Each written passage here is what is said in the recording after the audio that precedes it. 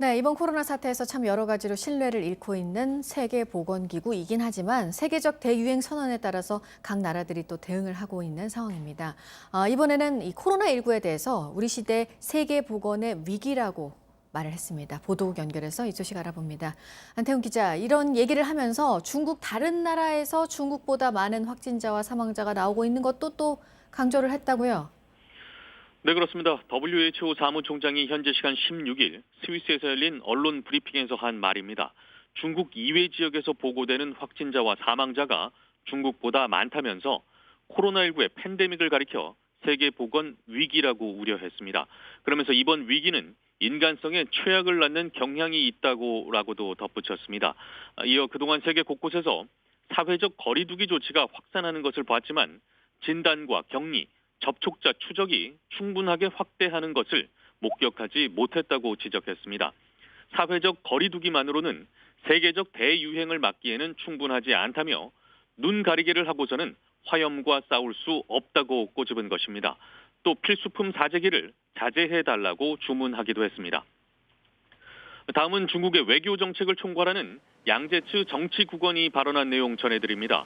어제 중국 중앙 CCTV에 따르면 양제츠는 폼페이오 미 국무장관과 전화 통화에서 중국의 노력으로 세계가 방역 업무에 나서는데 귀중한 시간을 얻게 됐다고 주장했습니다.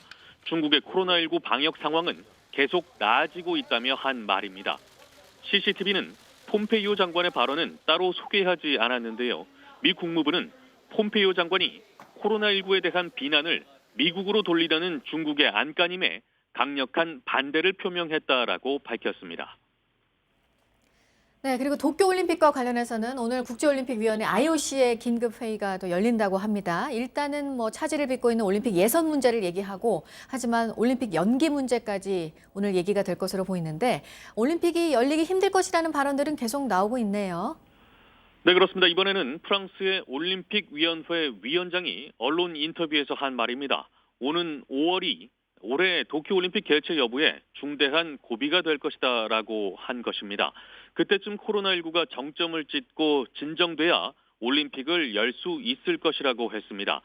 한편 말씀하신 대로 국제올림픽위원회 IOC는 스위스 현지 시간으로 17일 오후 1시에 종목별 국제연맹 대표자들과 긴급 화상회의를 열 예정입니다.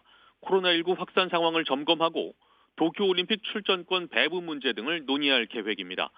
이런 가운데 IOC는 도쿄올림픽 출전을 위한 권투 종목의 유럽 지역 예선전을 중단한다고 발표했습니다.